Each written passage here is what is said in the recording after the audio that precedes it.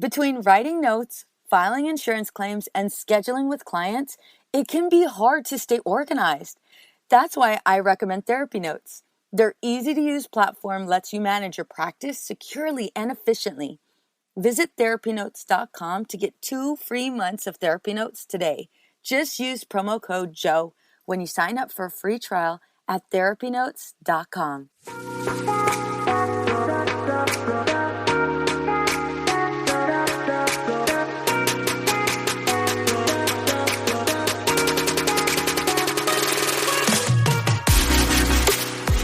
Have you ever thought, how did I manage to lose myself? Being a mom is so hard, especially when we're feeling stressed and disconnected. We exhaust ourselves trying to create this perfect life for our family. You deserve to enjoy your marriage and your kids without the stress perfectionism brings. I am going to teach you how to identify who you are outside of all of the roles you play. Hi, I'm Veronica Cisneros. I'm a wife, mother of 3, and a licensed marriage and family therapist. I am on a mission to teach women just like you how to become empowered and unapologetic. Welcome to our Girl Gang.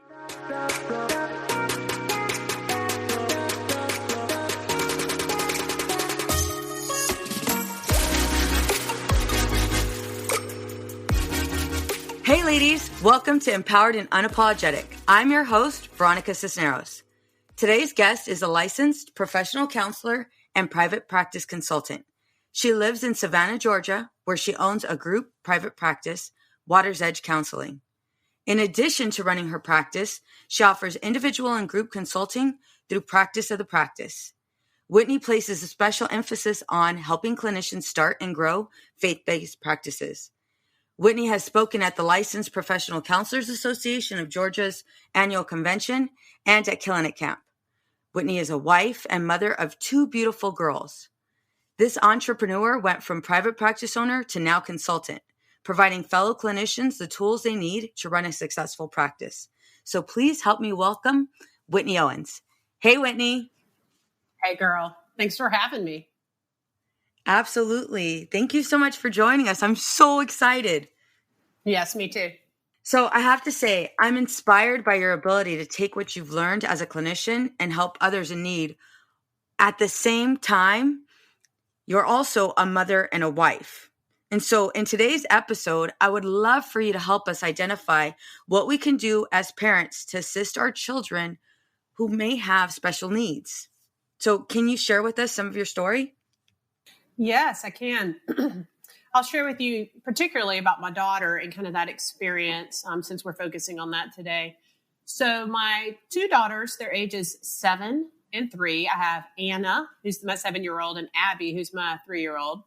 My 7-year-old is in 1st grade. Oh, they're both so wonderful, but I'm just super proud of my 7-year-old. She's doing really well in school. She's neurotypical and, also thinking that she deserves everything in the world, right? She's spoiled rotten. And then I also have my 3-year-old, and she is also just a doll and beautiful and also spoiled rotten. But she is my special needs child. So I'll share with you a little bit about my experience in getting the diagnosis with her and what that's been like.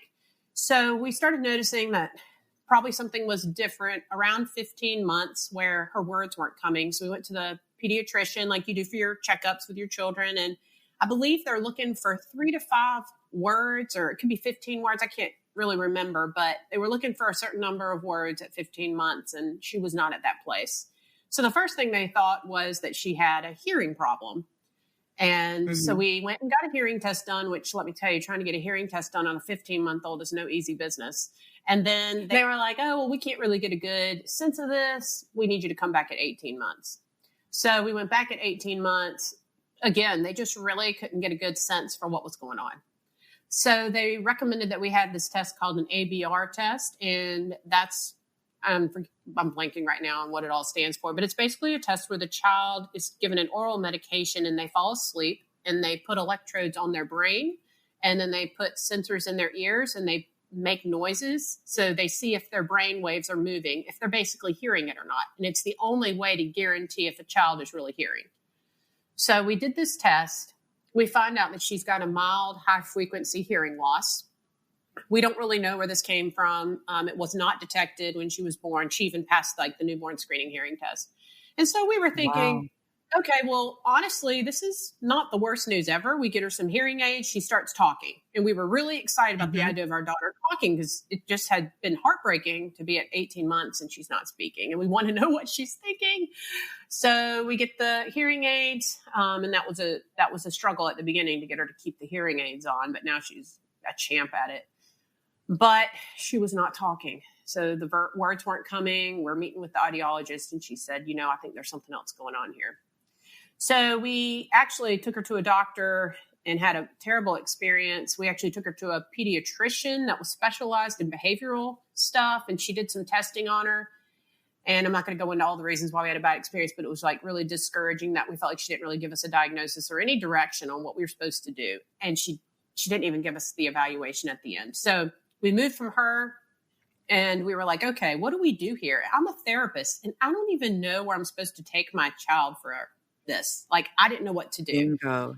Yeah, Yes. it was crazy. And so a girlfriend of mine that in Atlanta who had a private practice is a psychologist. And I called her, I said, what am I supposed to do? She was like, oh, psychologists do this, not pediatricians. Like, I do testing for this. And I was like, oh, so you take your child to a psychologist to get tested for autism, specifically if you can, someone who specializes in that. And fortunately, I found someone in town who took my insurance and they got her in immediately because they want to do early intervention for 18 months to like age 3. They want to get a diagnosis as soon as possible if you have autism. So we took her there and then we got our diagnosis, which honestly kind of was relieving to explain some things that were going on.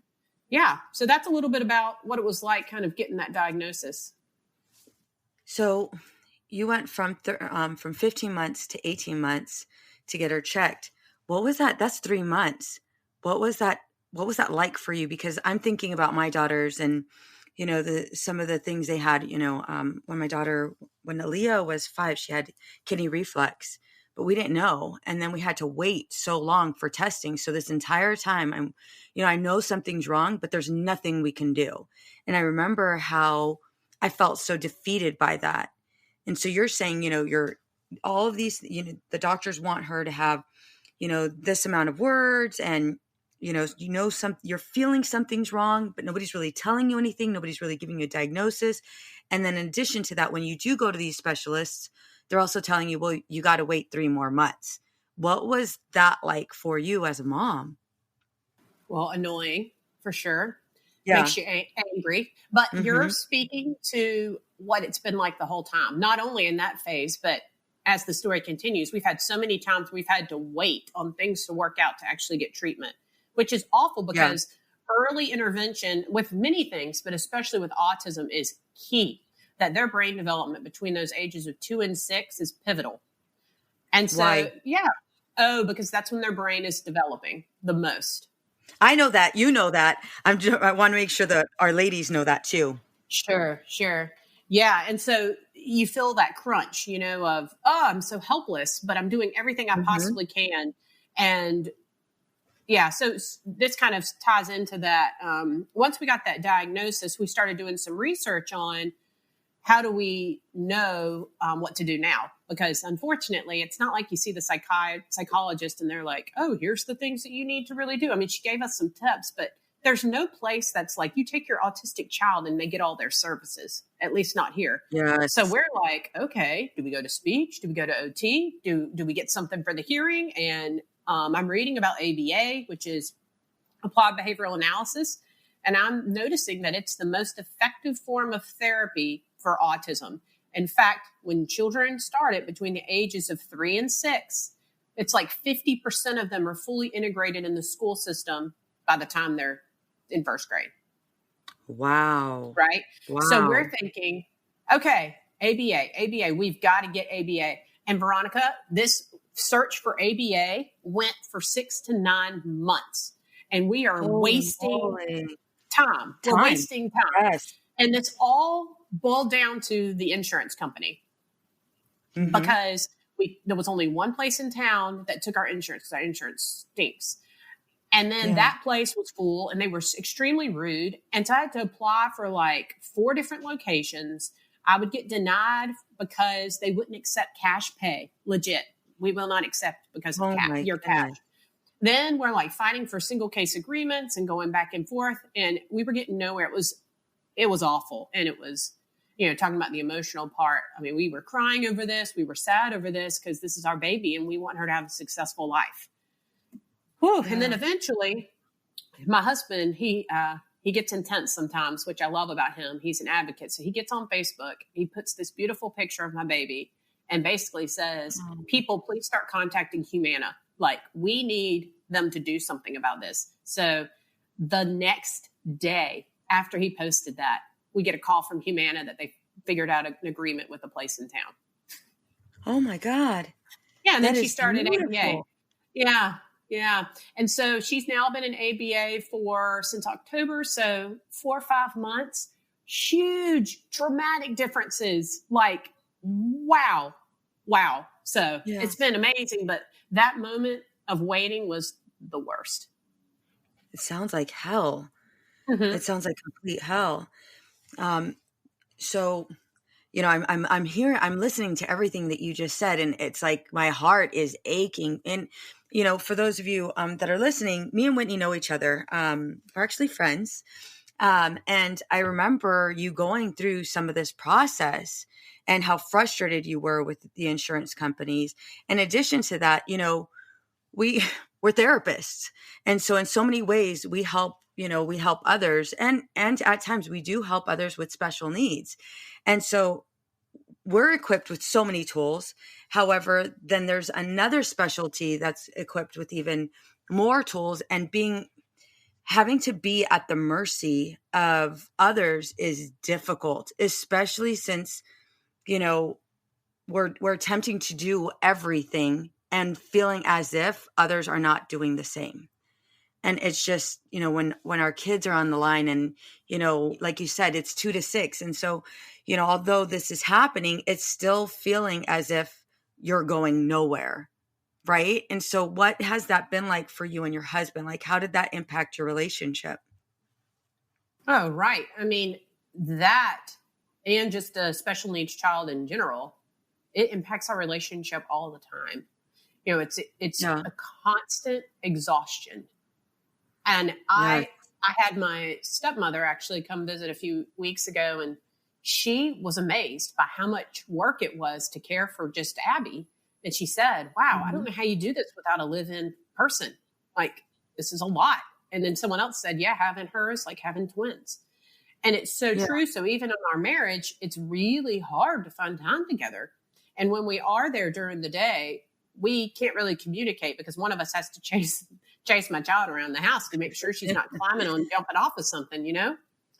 Yeah. So it is a season of, I feel like the hardest part for me, and this is like where I actually am right now, and it is disconnection. Like, I feel really lonely, and I feel a lot of pressure to work a lot because now we've got ABA to pay for, even though the insurance covers it. I mean, it only covers a portion. So Abby not only has ABA, but she's got tons of other therapies that I'm constantly coordinating. I have like 7 therapists I'm talking to on a regular basis. And so trying to coordinate all that, but then feeling the need to work because I've got to make money to be able to pay for all this stuff. And then when I'm not working, I'm with her. So it is a constant battle with the emotions and with the time management and with trying to find time with my husband. How do you do that? How do you do all of this? So, I'm hearing you and saying that, it's a struggle and it's overwhelming, and I can imagine, and I think from working with other mothers, they experience this sense of mom guilt because I'm frustrated and I'm overwhelmed, and I'm frustrated and overwhelmed because of my child. And I feel so guilty in saying that. I feel so guilty because as a mom, no, I should, and they use that word often, I should be able to just love her. I should be able to care for her, and I should be able to just pick it up and keep going. And it's like, wait a minute. No, you're placing way too many expectations on yourself. And in addition to that, you're only adding on to that pressure that already exists. Can you speak more to that? Like, what is that like? That mom guilt, right? Oh, it's real. right? It's real. It's Yeah. happening. But I think the key that I have found with all of it is acceptance. That, you know what? It's normal that I'm irritated, that I'm exhausted, and that my child wears me out, and that sometimes she upsets me. That's Mm-hmm. okay. I mean, all of our children, we feel that way, right? But especially when you've got a Absolutely. special needs child. And so, yeah, I could sit and feel guilty about the fact that I feel that way or that I'm irritated with her for waking me up in the middle of the night. But it's okay. Like, I just start to tell myself that it's okay that I feel this way. That doesn't diminish my love for her, my compassion for her. But if we just keep ignoring our emotions and how we feel, it just balls up inside of us and it's going to reflect itself some way. I'm either going to have resentment or I'm going to be depressed or I'm going to be angry at my children. And so finding a place that the world's not so black and white, right? That I can be in the Yeah. gray, that I can feel angry at my child and angry at the diagnosis, but I can also love her and love her diagnosis at the same time. And that's okay.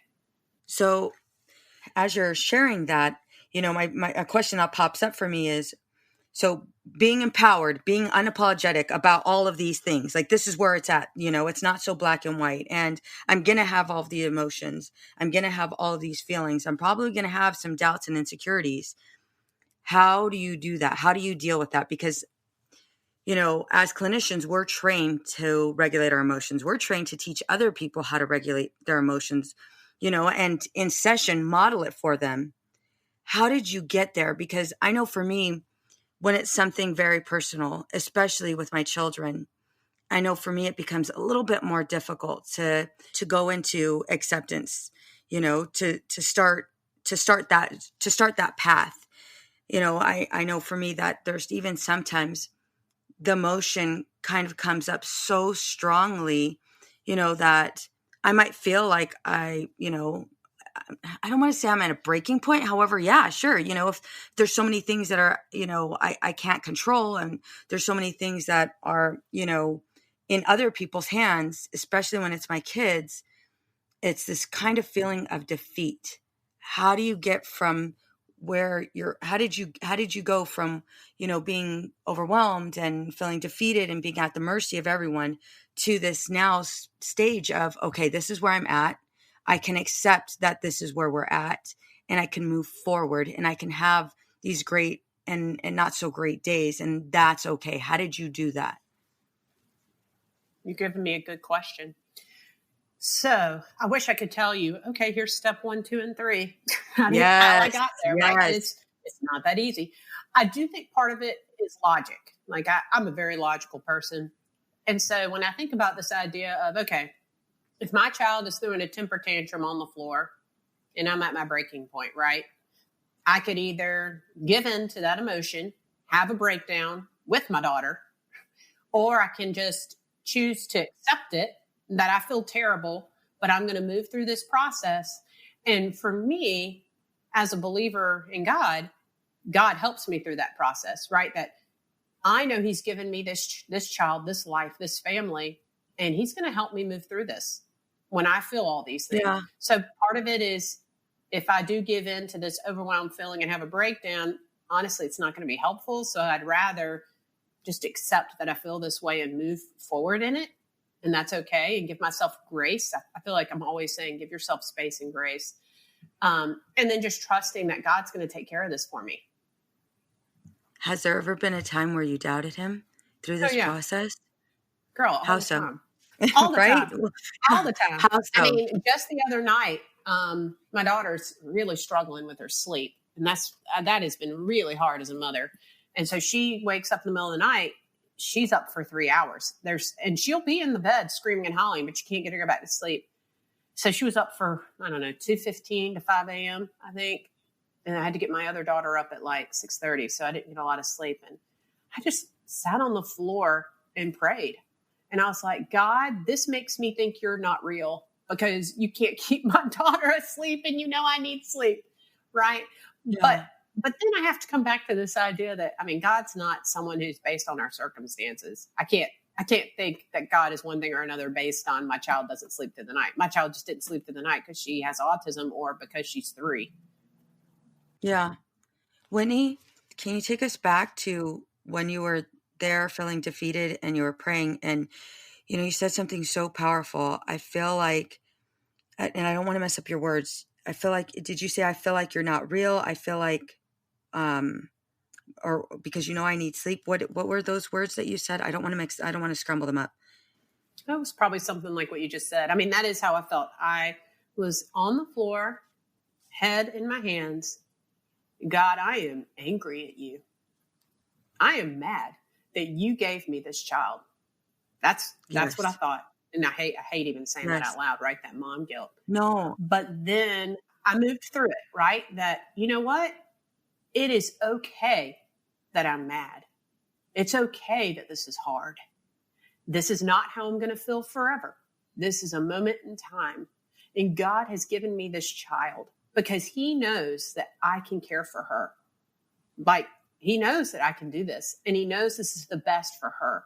And so I'm going to keep going through this day, and I might feel terrible, right? Because I'm going to be so tired and overwhelmed, but I'm going to move through this day knowing that God's going to take care of it.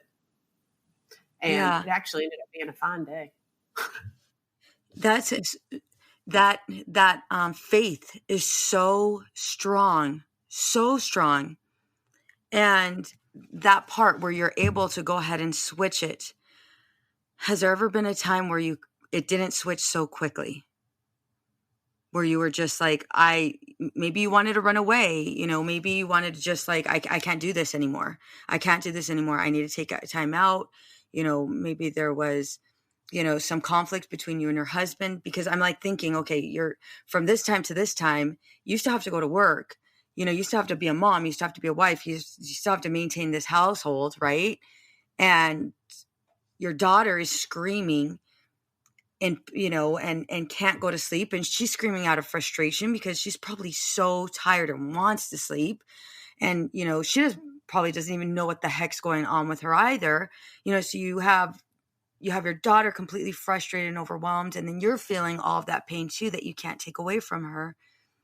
Like, has there ever been a time that that switch wasn't so fast? Because I'm stressing this because I feel like, for us moms, when we're in it.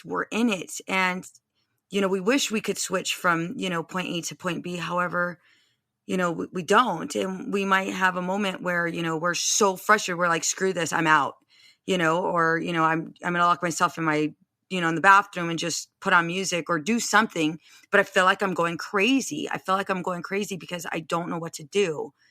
And they might not be able to transition as quickly as you were in that moment when you gave it to God, which I think is beautiful. Has there ever been that moment? I'm trying to make sure that, like, for other women out there, that this is normalized, that you're going through something very, very difficult and in some cases even traumatic. Yeah, I got a couple of thoughts here. I hear what you're saying, and I agree. Sometimes it does seem kind of honestly trite, but I don't really know what I'm really trying to say. But so there were, I think where I am now, as far as my ability to trust God with my daughter, is because of the life prior to her birth, in the sense of I've gone through trials where I finally came out on the other side, even though it didn't feel like I was going to. And I think those have helped grow my faith to the point where now I can really believe the things that I've kind of just said earlier.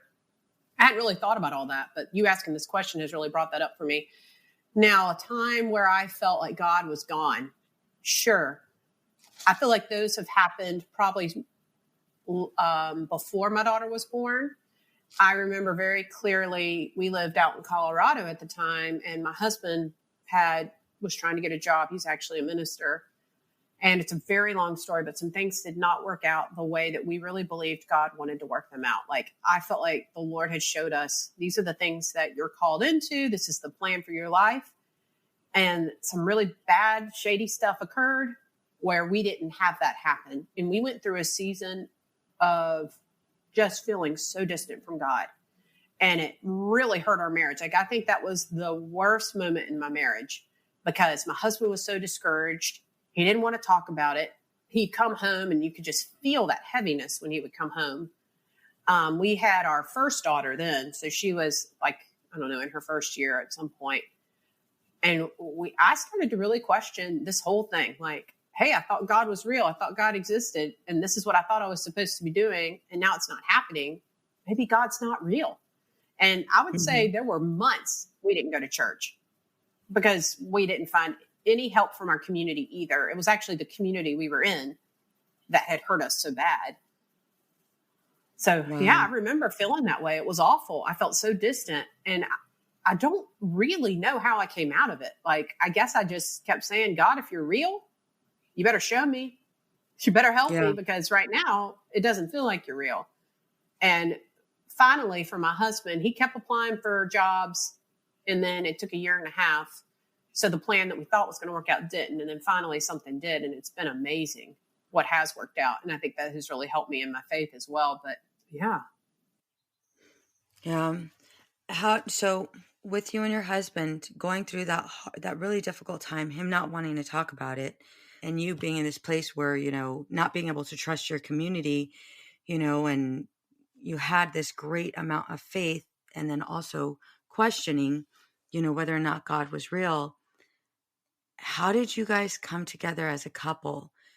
Because I know during those times when, maybe one person isn't talking, it makes it really difficult to, come together and find some resolution, find some level of connection.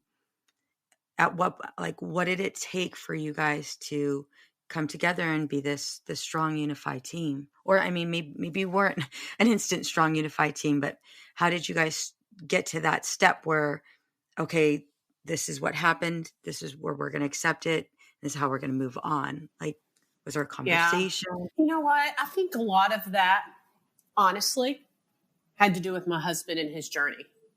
And I tried to communicate with him, but every time I would bring up what had happened and the pain that I was experiencing, he didn't want to go there because it hurt him so much.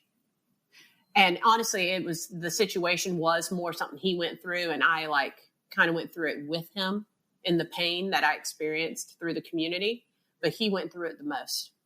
And so I would keep coming to him because I wanted that community with him, and he wasn't with me in it. He was on his own little journey, and I kept asking him to invite me into that. And I think he invited me in the best he possibly could, but he really had to go through it himself. So it was in that moment I had two other very close mom friends, and I reached out to them and I said, I need you guys. Like, I need someone to hear me through this. And they didn't have answers, but they just sat with me. They prayed with me and they loved me. And that was huge. Right. Yeah. And eventually, through time, I think my husband found his own kind of healing. And it brought us closer together in the long run. Like, now when we look back on that, I'm like, wow, this has been beautiful that we went through this together. And I think the same thing about the special needs daughter, that no one gets it the way your spouse does. And yeah, sometimes you're going to feel distant in a season.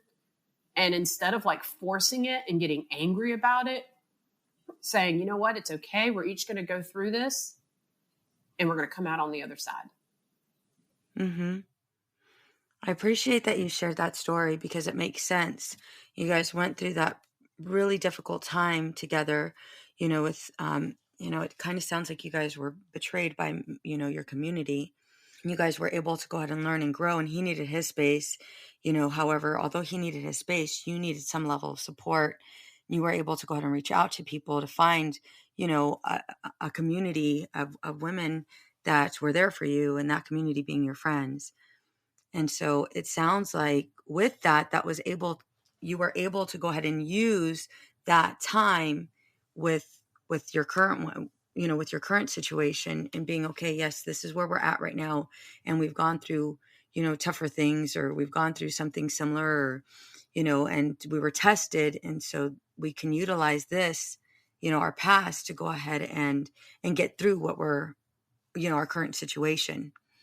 How do you and your husband come together when you're both frustrated? I remember when Aaliyah had just had surgery, she had like I mentioned, she had reflux. And so she had her ureters realigned, and she was only 5. So she's teeny tiny baby. I say that now because she's 17. And I remember this might be TMI, however, I'm going there. I remember, the doctor had said, okay, you're going to take her home, after so many days. And we took her home, and, we had her little porta potty because she would have to go to the bathroom often. And whenever she would, urinate, there would be blood. And so she would freak out. And in those moments that she would freak out, she would try to hold her peace so she wouldn't go, because she freaked out at the sight of blood, and she couldn't process, like, this is okay. This is just, whatever was left from the surgery. Like, she was freaking out. And so I'm pregnant from Aubrey at the time, and I was pretty far along. So I wasn't supposed to carry Aaliyah. And I remember being sleep deprived, right? Because Aaliyah would wake up in the middle of the night. Like, there would be all of these things. And I remember being sleep deprived, and like, she would try to go to the bathroom on her own, and it would wake us up. And I remember just picking her up, and my husband would I remember Willie would get so upset with me, and he'd say, Veronica, put her down, let me carry her.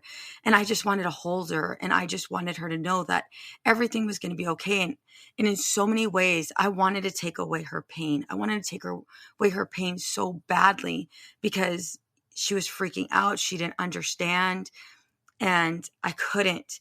And, in that moment, Willie attempted to go ahead and, carry her. And it was like, I just want to hold her. And yes, in so many ways, I'm possibly, affecting my current child that's in my, like, there's probably going to be some impact, I didn't know, we didn't have her name figured out by then, but Aubrey. However, for right now, I can hold this one, and the other one's in my belly. So technically I'm holding her too. Right. And so I just remember, like, feeling so defeated that I couldn't take that away I couldn't take that pain away from my kid. And Willie wanting to fix it versus understand, that only frustrated me even more. Did you guys ever have that time and then come back from it? And if so, like, what did that look like in the moment? I mean, I don't have a particular story that I'm thinking of, but I am thinking of times where I felt that sleep deprivation, which really makes for a frustrating time, right? And it really makes it difficult to communicate with your spouse, much less think clearly, right? Mm-hmm. Things that I guess I would say for advice on this is listening to your spouse. That when we're in that yucky place, it's hard to think clearly, and it's hard to have these positive thoughts because we start getting into this negative spiral, right? And our spouse can sometimes see things we can't see. And remembering that they love us, like, instead of getting mad at them and thinking, oh, well, he's just thinking about himself, or he doesn't want to help me. Like, you know what? My husband married me because he wants to help me the rest of my life. And I want to help him. And so being able to listen to one another, even when we're angry, just trying to do what the other one is suggesting, because it actually might help. And the other part is asking for help. And I do remember this was probably about 6 weeks ago. We had another really bad night, and it was Saturday morning, and it was about 8:00, and I was about in tears. When I get really tired, I just want to cry. That's all I want to do is sit and cry because I just feel so bad. And my husband looked at me, and he could see it all over my face. I'm like trying to hold it together, but all I want to go do is sit in a dark room and cry. And he said, let me take the kids for a few hours. I was like singing hallelujah inside, right? And he took the kids, and they were gone for like 3 or 4 hours. And I laid in my bed and I went to sleep. And I felt like a different person when I woke up. And I learned through that, you know what? It's okay.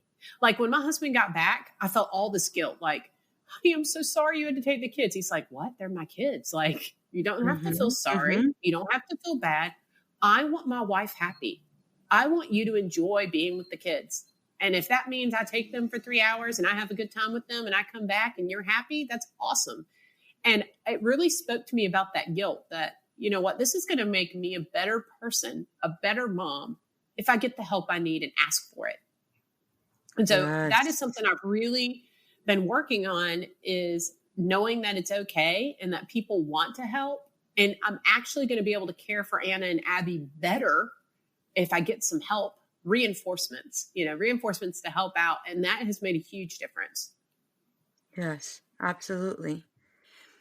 That takes me to my next question. What do you wish you knew then that you know now? I think I wish I had known. And when I say no, I mean within me, not in my head, Hmm. because that's always really hard, right? For the emotions in the head to align. But I Absolutely. really, really wish I had known that everything was going to be okay.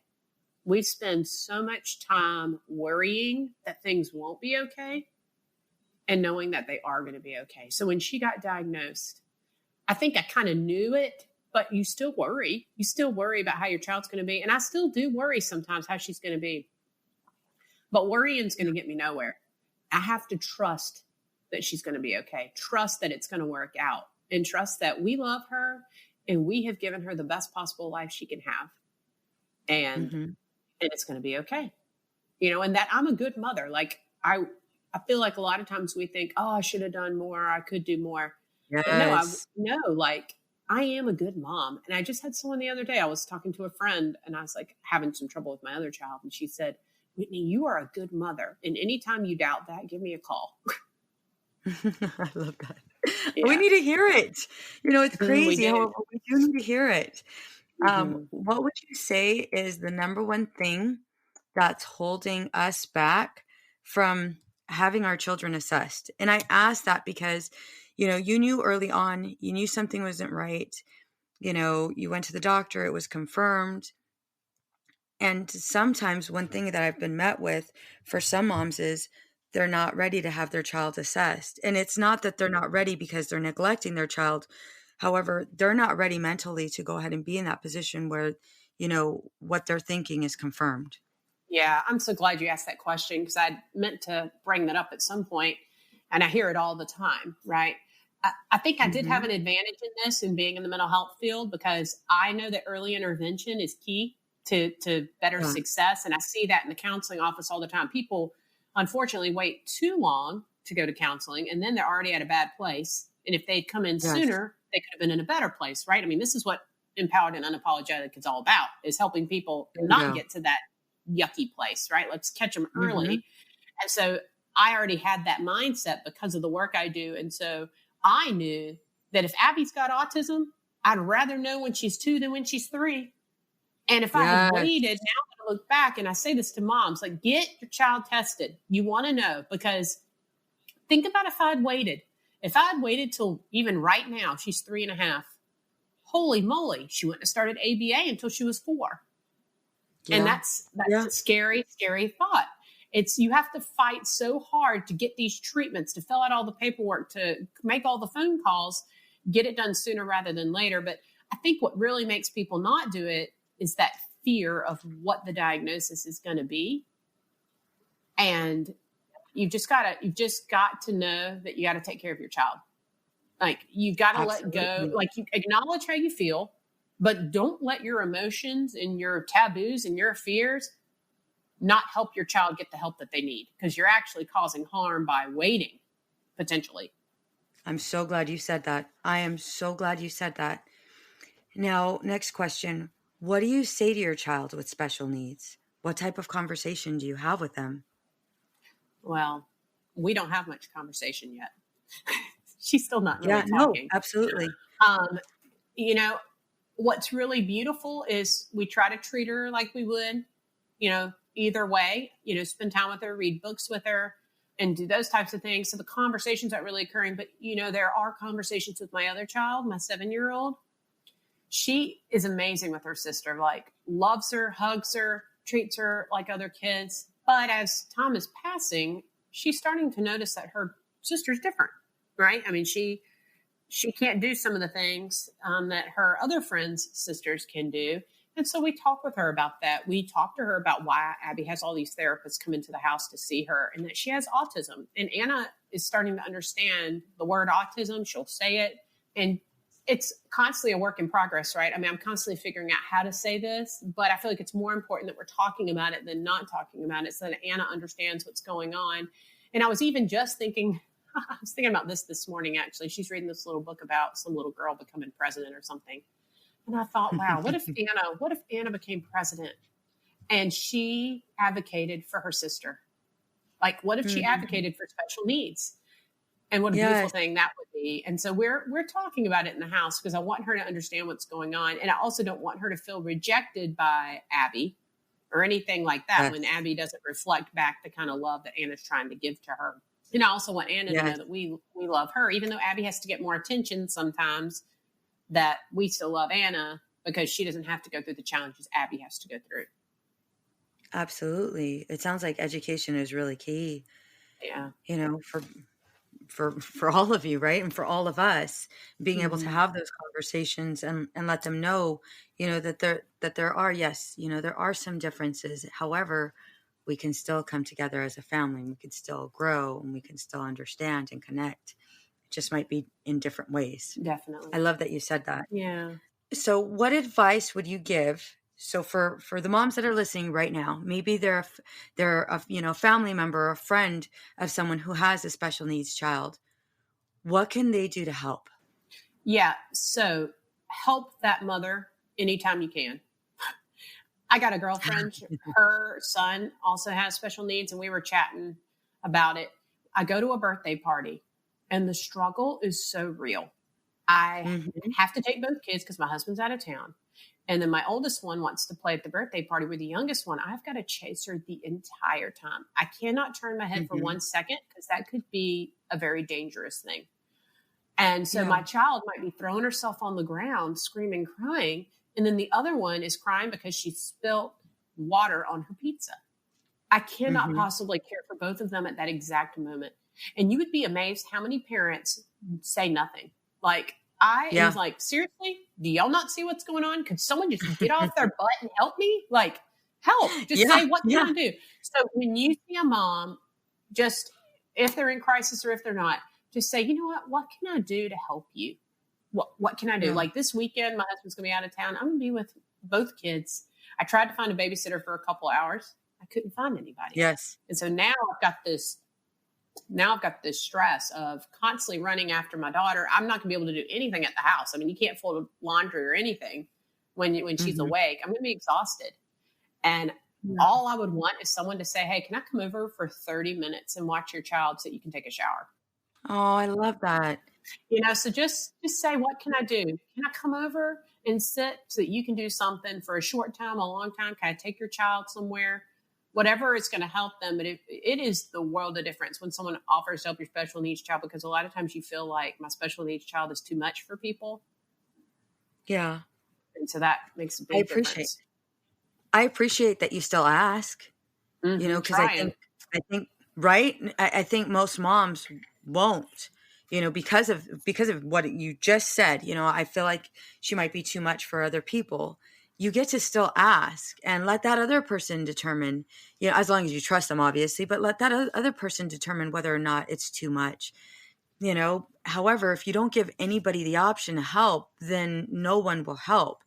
And it's true. It's important that you do have, you know, not only it's important you do have other people. It's important you do have this other level of support because, like you've mentioned and like you've gone over, there's so many emotions that are involved with this.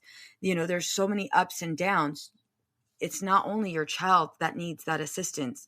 It's also you, you know, and, you know, moms I feel like we're these nurturers and we take things to the next level because we want to take care of everybody. And at the same time, realizing we can't and practicing self-care. So true. I love that you ask. Yeah. And that's my number one advice. If someone could take something away from this is asking for help and not feeling guilty about it. Like, you know what? I haven't gone shopping in a while and I really need some new clothes. And I just said to my husband today, I said, you know what, honey, I want to go shopping with my friend. Like, I've been feeling disconnected. I haven't had time alone with a friend in a while. Will you take off half a day of work so I can do this? And he said, sure, I'll do that for you. And Oh, now I I'm like love that. feeling refreshed and excited that I'm going to have this time with my friend. And so guys, like, or ladies, ask.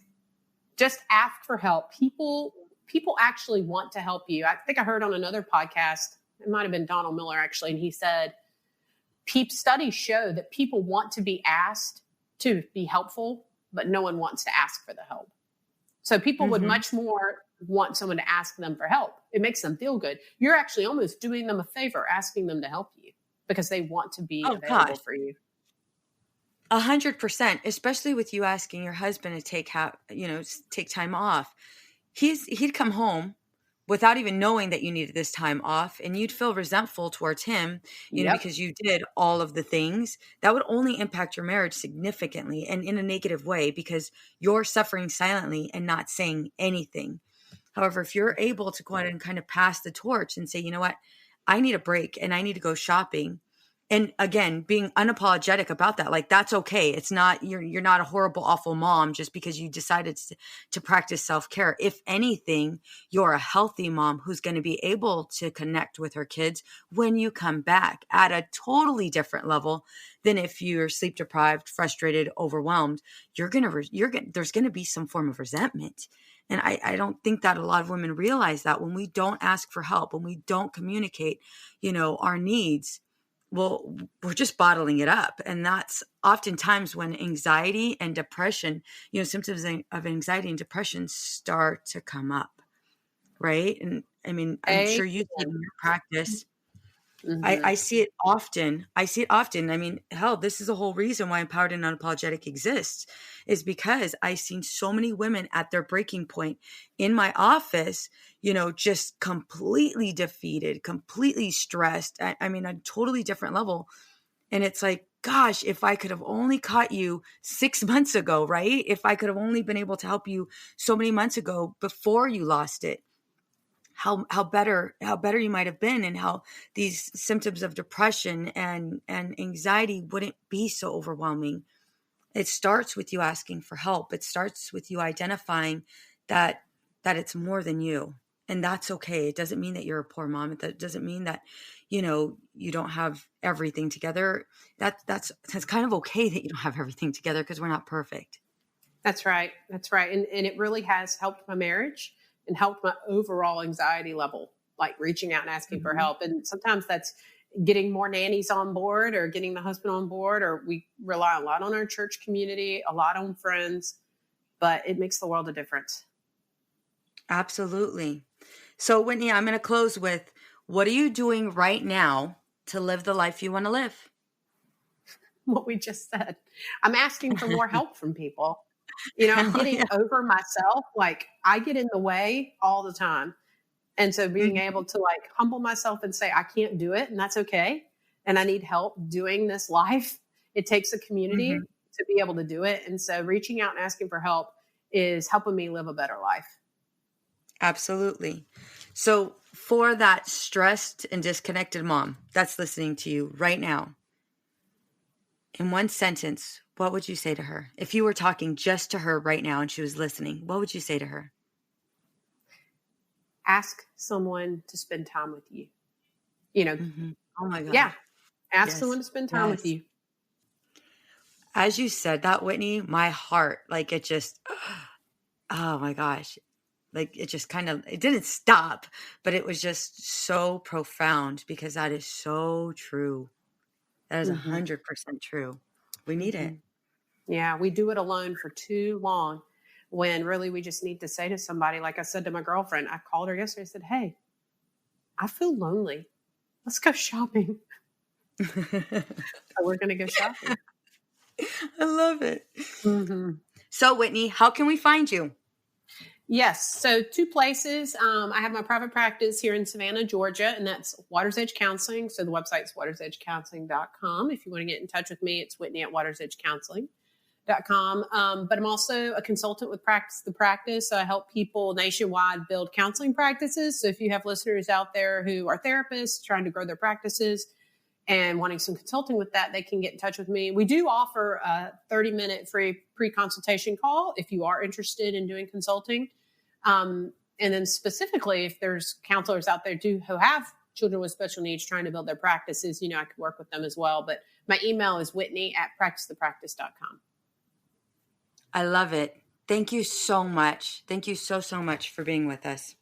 Oh, girl, it's an honor. And Veronica, just giving her a shout out. She, as a friend, has been huge in my life and helping me to where I am now. All this stuff I'm talking about, Veronica's been an inspiration. So I love the work you're doing, and it's really cool to be able to be on your podcast. Thank you. What's up, ladies? Just want to let you guys know that your ratings and reviews for this podcast are greatly appreciated. If you love this podcast, please go to iTunes right now and rate and review. Thank you, guys. Many women lose their own identity in the shadow of being a mom and a wife.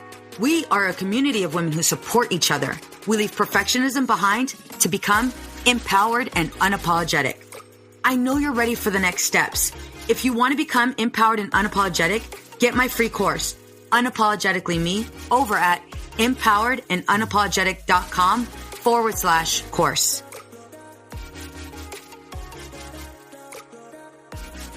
This podcast is designed to provide accurate and authoritative information in regards to the subject matter covered. This is given with the understanding that neither the host, practice of the practice, or the guest are providing legal, mental health, or other professional information. If you need a professional, you should find one. I know we've been taught that motherhood requires alcohol. I know we've been taught not to question our relationship with alcohol until we've lost everything. And I know we've been taught that if we do dare to examine our relationship with alcohol, we need to head straight to AA and declare ourselves an alcoholic who is powerless to alcohol forever. But what if all that isn't true? That's definitely not my story. I'm Suzanne, the host of the Sober Mom Life podcast. I'm an influencer who stopped drinking in January 2020, and since then, I've been telling the truth about motherhood, influencing, alcohol, and sobriety. If you suspect deep down that glass or 3 of wine at night might just be making motherhood harder, well, you're right. Come and join me as I chat with other sober and sober-curious moms. Let's laugh, cry, and normalize sobriety together, all while we reheat our coffee for the 4th time today. I know we've been taught that motherhood requires alcohol. I know we've been taught not to question our relationship with alcohol until we've lost everything. And I know we've been taught that if we do dare to examine our relationship with alcohol, we need to head straight to AA and declare ourselves an alcoholic who is powerless to alcohol forever. But what if all that isn't true? That's definitely not my story. I'm Suzanne, the host of the Sober Mom Life podcast. I'm an influencer who stopped drinking in January 2020, and since then, I've been telling the truth about motherhood, influencing, alcohol, and sobriety. If you suspect deep down that glass or 3 of wine at night might just be making motherhood harder, well, you're right. Come and join me as I chat with other sober and sober-curious moms. Let's laugh, cry, and normalize sobriety together, all while we reheat our coffee for the 4th time today.